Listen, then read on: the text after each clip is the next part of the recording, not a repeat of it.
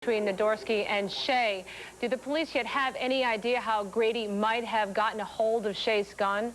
Detective Miller says that when they approached Grady on one side of the street. He tried to get away from them and got to the other side of the street. At that point, that's when the scuffle began, and he got the gun. And Detective Miller says that it does not appear to them at this time, from everything that they've looked at, as if the guns were drawn. So somehow, Grady had to have gotten the gun out of the holster. Okay. Thanks, Walt, for that report. If police are going too far, top city officials say no. One is even offering to step in to help the suspect surrender. Fox News at 10's Dan Bazile has the story. Albany police officers go about their duties today, one day after two of their friends nearly lost their lives. The initial shock of it is worn off, and they're doing their best to do their day in and day out duties. Those duties center around finding the guy who shot Officers Stanley Nadorsky and Thomas Shea. This is the suspect, Tracy Grady, a man well known to Albany police. His lawyer, Alice Green, is pleading for him to turn himself in. I think there's been enough violence. I do not want to see it continue, and I hope he does give himself up. As the search continues, outcries from the black community. I didn't do nothing. I'm here every day. You're looking at what was happening just hours after the cops were shot. A store surveillance camera rolling as police made arrests they say were unrelated to the shooting. You can see a lot of commotion, but what exactly is happening is unclear. The civilians in this tape claim they were being roughed up. Just because a crime happens, nobody advises people to run and just harass people. Is stupid when none of us is clearly the suspect that they're looking for at all. I get a little sick and tired that every time there's an incident, all of a sudden there's police brutality here. Alice Green says her client, Tracy Grady, has always been terrified of police. The mayor has a solution for that. Tracy Grady, I've known since he was 14. And Tracy, if you're watching, call me up. If you want to turn yourself in, you can turn yourself into me. As for the victims, Stanley Nadorsky remains in serious but stable condition. One bullet went through his mouth. His jaw is wired shut, but he's able to communicate by nodding his head. Thomas Shea is home with his family. His second family, the men and women he works with, remain on the streets hunting for the shooter. In Albany, Dan Bazile, Fox News at 10. What Tracy Grady is accused of doing. But we learned today that Grady has a lengthy history of complaints against Albany police, specifically including one of the two officers he's accused of shooting, Stanley Nadorsky. In the African-American community, it's known as DWB, driving while black. That's what Tracy Grady says happened to him 2.5 years ago. Somebody hit me in the back with a nightstick because I had back. At the time, Grady was carrying a nasty cut to his head. In addition to complaining to News Channel 13, but then begging us not to air the interview, saying that he feared police would retaliate, Grady contacted the Center for Law and Justice. Its leader says they helped him carry his complaint through the system. He went to the Community Police Relations Board, and there he was told that there was nothing they could do for him. He spoke to the mayor's assistant and got nowhere. He went to see the mayor 5 times and to no avail. Although the minority community has long complained about unjust treatment at the hands of police, 24 representatives gathered this afternoon and said police really trampled individual rights this weekend in the guise of investigating the police shooting. The alleged knocking down of doors, the hitting of residents, the threatening to mace individuals, the physical abuse, the excessive use of force, and the alleged forced arrest were uncalled for. While not admitting wrongdoing, Saturday a police spokesman candidly acknowledged this wasn't just another investigation. And this is just a horrible thing to the brother and sisterhood we have here within the department. Everyone is just incredibly emotional about this. The NAACP is calling on an investigation, an outside investigation of the conduct of Albany police. They have also renewed a long-standing demand for a civilian review board, something that could oversee police conduct with real powers, which the complaint is the current body, which is known by a slightly different name, doesn't have that kind of power. There is going to be a meeting tonight at 7 o'clock, 200 Henry Johnson Boulevard, where more of these issues are going to be discussed. Carrie? These are some serious issues, though. What is the chance of the NAACP getting that investigation, an outside investigation?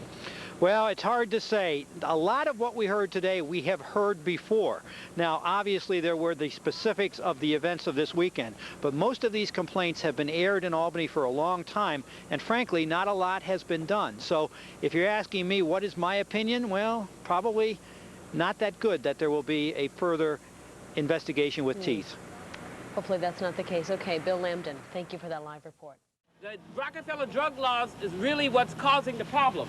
We have more and more African Americans being put into these prison cells, even though they do not, I underscore, use or sell drugs in any way close proportion to that of whites.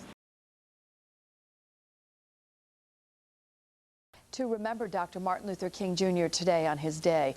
Albany News Chief Judy Sanders has details of today's celebration. Girls and sisters and brothers, I have a dream today.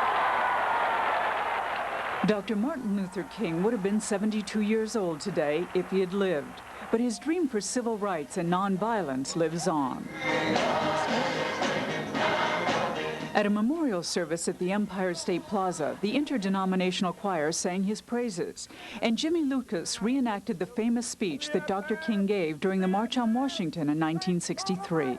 We will be able to speed up that day when all of God's children, black men and white men, Jews and Gentiles, Protestants and Catholics, will be able to join hands and sing in the words of the old Negro spiritual, free at last, free at last. Thank God Almighty, we're free at last. The theme of the celebration was Embrace the Dream. It's not just one day. And Lieutenant Governor Mary Donahue challenged the crowd to volunteer service to the community. It's time for us to take action, to take control of our lives, our schools, our neighbors, to take charge of our destinies. After the service, 400 people marched through Lincoln Park to the King Monument, and they sang "We Shall Overcome" as a wreath was placed at the foot of the statue. But members of the Center for Law and Justice used the day to overcome what they see as the unjust treatment of prisoners by the Pataki administration. Alice Green asked the governor to, quote, "Let my people go." People have exploited Martin Luther King's image and his message. They've forgotten that Martin Luther King stood for fairness, justice, equality, and compassion. Some have noted that Dr. King is a man, not a myth, and there is work to be done. Judy Sanders, Channel 6 News, Albany. Today's celebration there, but it was obvious that some in the crowd were not happy with the way it went. We are family. We just want to be free. They marched in the drizzle, blacks and whites, Albany's mayor among them, for a wreath-laying ceremony here at the King Memorial.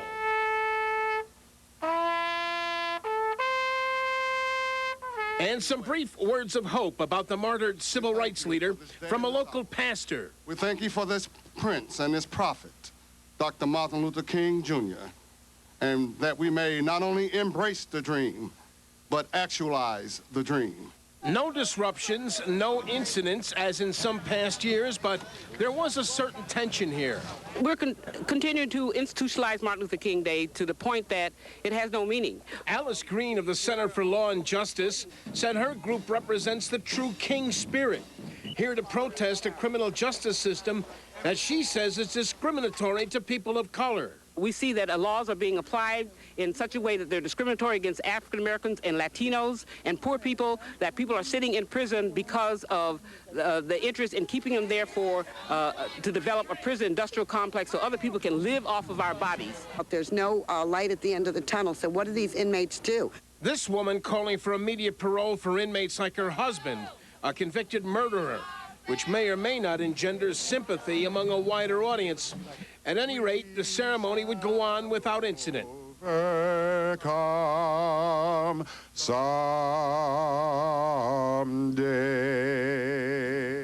Alice Green says she is encouraged that Governor Pataki wants to reform the so-called Rockefeller drug laws, but Green says she is discouraged by the governor's call to end all parole for felony offenders, saying that it gives inmates very little hope. A memorial at the Empire State Plaza Convention Center, which paid tribute to King for his mission of nonviolence in fights for civil rights. A 7-year-old prodigy, Noah Gray Cabey, played the piano in King's honor.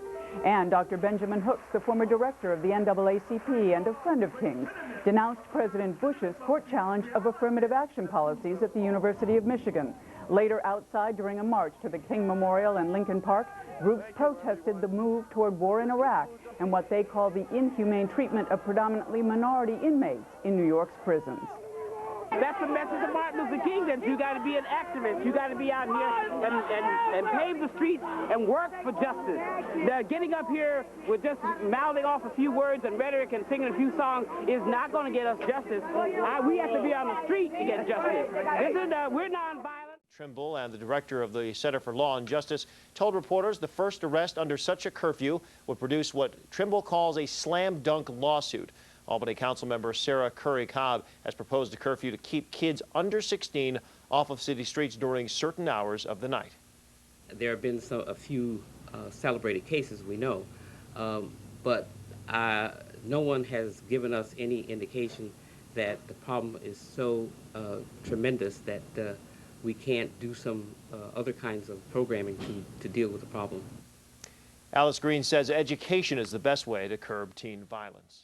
Covering Albany County, Ken Screven reporting. Statement is that let's not make it a crime to be under 16. Reaction today to an Albany City Hall plan to impose a youth curfew in the city that would keep kids 16 and under off the streets at night. The curfew, as proposed, would start at 10 p.m. during the week and midnight on weekends. It's being considered as a reaction to a rash of publicized youth crimes. I think it could be a solution. It's by no means a panacea, but at least it's an attempt to address the problem. Now, the mayor also wants a daytime curfew to make sure kids are in school.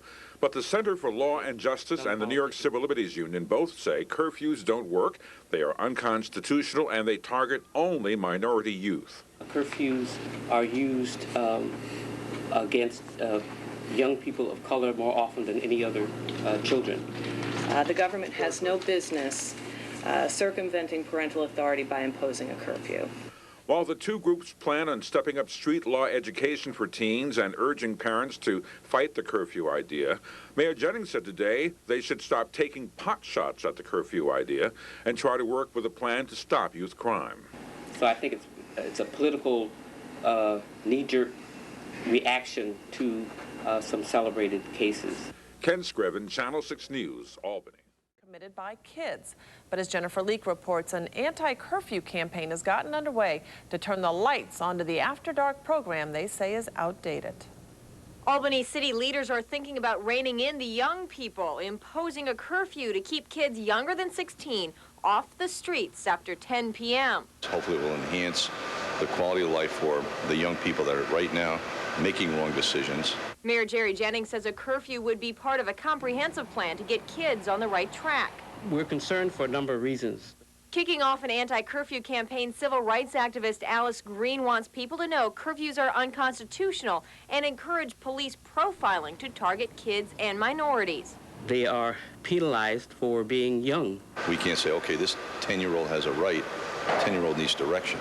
But Green says studies show curfews don't give direction or fight crime. Curfews are ineffective in dealing with the issues of crime and gang violence. Yes, it's helped us. Troy Police Chief Nick Kaiser says the curfew imposed for the past 4 years hasn't been strictly enforced on Troy streets, but is a good tool when all else fails. We're able to have that ability to remove kids from a corner after hours when they're creating a problem that wouldn't necessarily be a violation of the penal law.